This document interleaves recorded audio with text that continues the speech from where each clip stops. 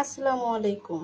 আজকে আমি আপনাদের দেখাবো বাঙালিদের প্রথম পছন্দ এবং সুস্বাদু মজাদার সর্ষে ইলিশ রান্না। এখানে আমি ইলিশ মাছ কেটে ধুয়ে পরিষ্কার করে নিয়েছি। এবার দিয়ে দিব একটু লবণ, দিয়ে দিব হলুদ গুঁড়া।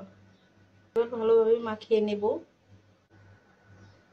মাছের পিসগুলোতে আমি লবণ হলুদ মাখিয়ে নিয়েছি। এবার এটাকে এভাবেই রেখে দিব। চুলায় একটি প্যান বসিয়ে দিয়েছি। প্যান গরম হয়ে গেলে তেল দিয়ে দিব। তেল গরম হয়ে গেলে দিয়ে দিব পেঁয়াজ কুচি। তবে নাড়াচাড়া করে নেবেন।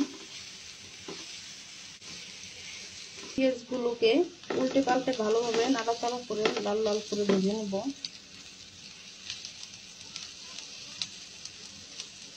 পেঁয়াজের কালার এরকম বাদামি হয়ে এলে এবার দিয়ে দিব 4টা মরিচ।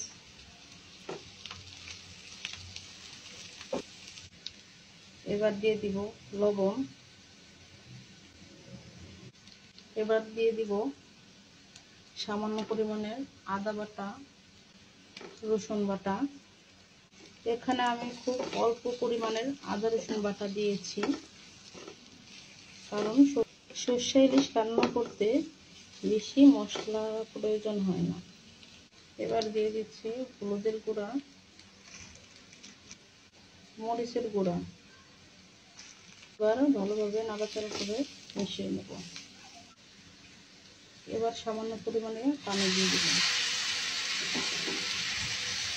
যেন মশলাটা পুড়ে না যায়।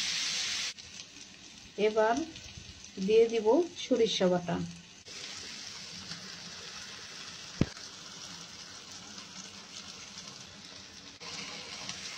সরিষা বাটা দিয়ে ভালোভাবে মিশিয়ে নেব।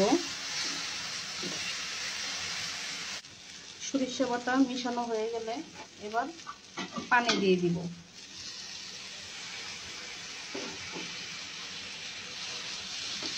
অল্প পরিমাণের পানি দিয়ে ভালোভাবে সরিষা বাটাটা মশলাগুলোর সাথে কষিয়ে নেব। মশলাটা কষানো হয়ে গেলে এবার পানি দিয়ে দিব।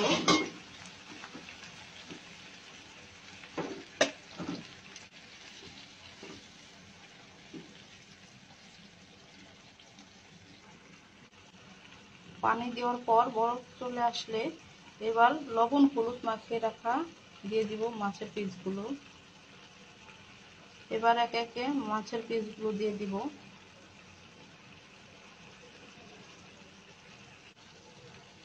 আমি সবগুলো মাছের পিস দিয়ে দিলাম। এবার মাছের পিসগুলোকে উল্টে দিব।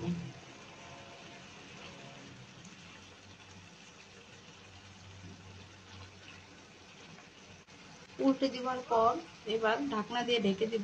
এবার ঢাকনা দিয়ে ঢেকে দিব। ঢাকনা দিয়ে 5 মিনিট রান্না করে নিলাম। এবার ঢাকনা খুলে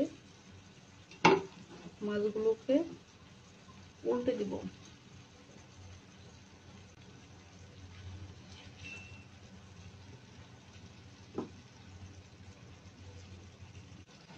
উল্টানো হয়ে গেলে আবার ঢাকনা দিয়ে ঢেকে রেখে দেব 5 মিনিটের জন্য। 5 মিনিট পর আবার ঢাকনাটা খুলে নেব। দেখুন, দেখে বুঝতে পারছেন এই পর্যায়ে আমার রান্না শেষ। এবার চুলাটা অফ করে চুলা থেকে নামিয়ে নিব। চুলা থেকে নামিয়ে নিলাম। দেখুন, খুব সহজে হয়ে গেল বাঙালির অতি পছন্দের এবং মজাদার রেসিপি সর্ষে ইলিশ। আমার রেসিপিটি যদি ভালো লেগে থাকে একটি লাইক দিয়ে দিবেন। নিত্য নতুন রেসিপি পেতে চ্যানেলটি সাবস্ক্রাইব করে রাখবেন। আজকে এ পর্যন্তই, দেখা হবে অন্য কোনো ভিডিওতে। আল্লাহ হাফেজ।